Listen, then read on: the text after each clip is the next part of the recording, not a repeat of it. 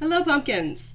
No, I'm not wearing makeup today. Yes, I'm fine. I just don't feel like putting on a face today. There was a time in high school where my friend Rodrigo came up to me and he said, "Are you okay? You look sick." And I just wasn't wearing makeup that day. So I'm okay.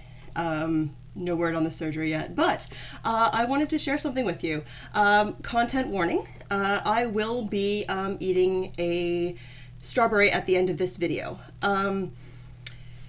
Some may be wondering, and I'm sure I'm going to get comments of what's the difference between eating a strawberry and chewing on an M&M like a cow and then telling the person to leave when they have issues with it. Well, the first thing is I'm not going to be rude to anybody. The second thing is that I'm giving a content warning at the beginning, so I'm giving a chance if anyone has issues that they can leave this video and not have to subject themselves to watching me eat. Thirdly, this is not a mukbang. I am not going to be gorging myself. I am going to be eating one strawberry at the end of this video, and it does have a purpose. Fourthly, yeah, if anyone has issues, I'm not going to be chowing down like a cow or crunching like a cow. I'm going to be probably not chewing on camera. So there's that, okay? Just getting that out of the way. I welcome everyone here, and I want you to have a pleasant experience, and I wanted to share this moment with you. So let's get into it. Why am I eating a strawberry on camera? Well, in my spiritual practice as a Celtic Reconstructionist Druid, we fast from strawberries for 6 months. So from basically Halloween until the 1st of May. Yes, I know it's May 7th. I haven't had time yet. So now I am finally breaking my strawberry fast. Why do I fast from strawberries? You don't have to. The pagan police will not come and arrest you if you have a strawberry. In Celtic Reconstructionist belief, we believe in fairies. Yes, I have a degree in neuroscience and I believe in fairies. Fight me on it. I'll have Morgan on the show at some point and we'll talk about fairies. But so for now, there is a type of fairy. Not all fairies are good. Some of them are mischievous. Some of them are downright nasty. Some of them can be okay towards humans. They are definitely otherworldly. If you want a good idea of what I'm talking about, if you've ever seen Pan's Labyrinth, I believe that's a Benicio del Toro movie. Pan's Labyrinth does show like the world of fairies. I would say that the Labyrinth, i.e. with Jim Henson's Labyrinth and not just Pan's Labyrinth, also can kind of show like the goblins. Those are often like kind of fairy-like and all the different creatures that are there. So there's one type of fairies or fae called the puka, and the puka are said to pee on berries that are left on the vine. Yeah, it's not like it's a sin or anything to eat strawberries. It's just like we don't want to eat fairy pee. So, and then there becomes this tradition that so Samhain is Halloween, same day, different holidays. Just like, there are other cultures that have holidays on the same day. So, and there is some crossover, but they are distinct celebrations. That is, Samhain means end of summer or summer's end. My best interpretation, if you speak Gaelic, you are free to, Irish Gaelic, you are free to correct me on that. Traditionally you would need to have all of your crops off of the land before that time. So everything had to be canned or dried. All the meat would have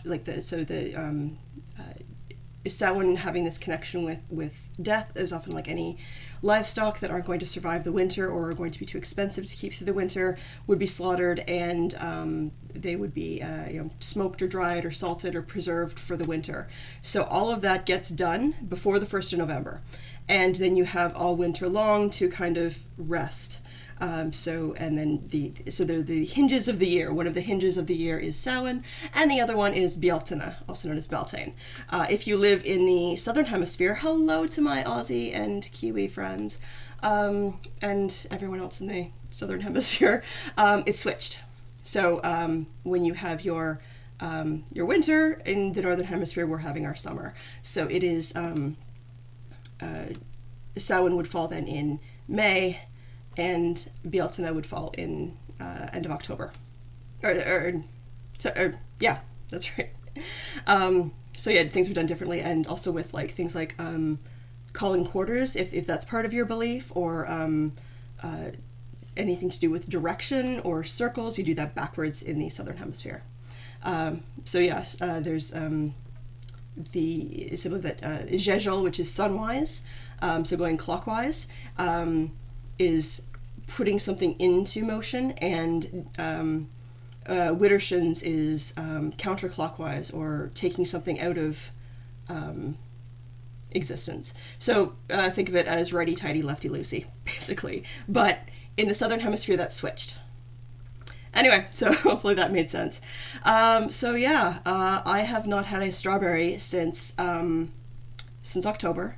I love fresh fruit, and it's not just strawberries, like fresh strawberries. Also, I haven't had strawberry candies, strawberry ice cream, strawberry flavored drink, strawberry anything strawberry, and it's been tough. It makes me aware of that my ancestors who were living in Northern Europe, who had harsh winters, would not have had access to strawberries in the winter. Here in Canada, we can get strawberries from California year round, but that's actually like kind of unnatural to have strawberries in January. And yes, there's lots of produce that comes from all over the world, and I'm not trying to crap on anyone there, but the berry season hasn't started yet in Ontario. Usually the summer solstice is when the berries are in full bloom in southwestern Ontario. So I do have berries from California. Are they from California? I think they're product of USA.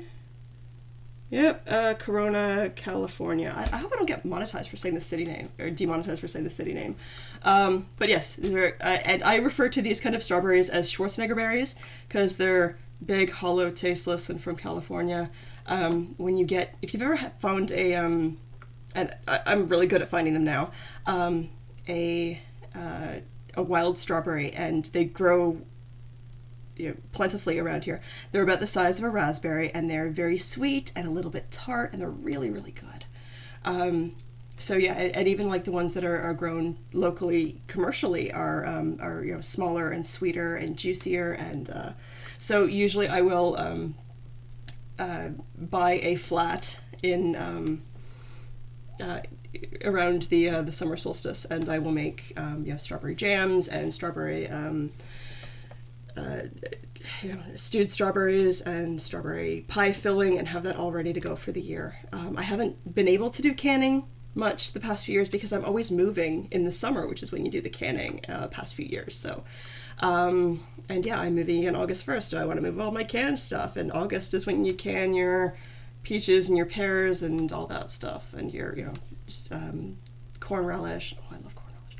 So I'm looking forward to the warmer weather and doing some canning. But yeah, for now I'm going to eat my first strawberry, and you get to watch. Yay!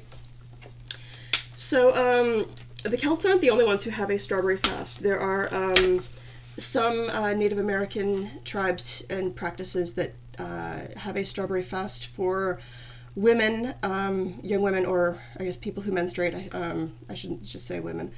For people who menstruate when they have their first cycle, so their menses, they fast strawberries for a year. And again, that's not just the fruit. That's strawberry candy, strawberry ice cream, strawberry drink, strawberry flavored toothpaste, strawberry everything. So and I believe that's only the one time in their life that they do that at the beginning of menses. Strawberries do play an important part in Native spirituality. At some point I will have a Métis lady on my channel to talk about some Native practices.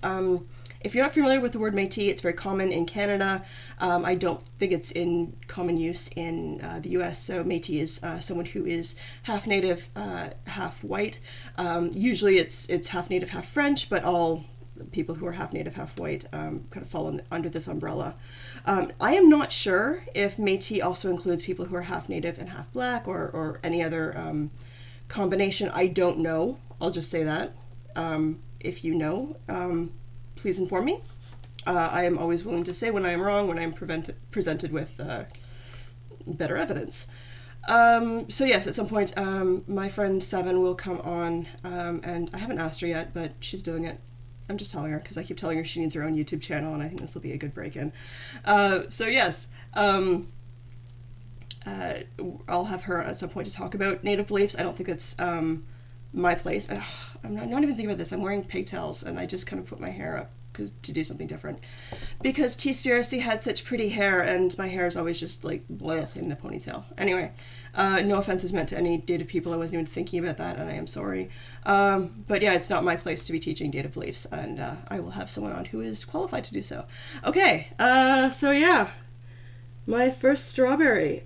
So I do eat the green part when I'm doing things strawberry-wise for spirituality. This is a huge strawberry. Is there a smaller one? And I can stick in my mouth in one go. I took a course in Native spirituality. It was actually my last university course, and one thing that we did was we learned about different traditions.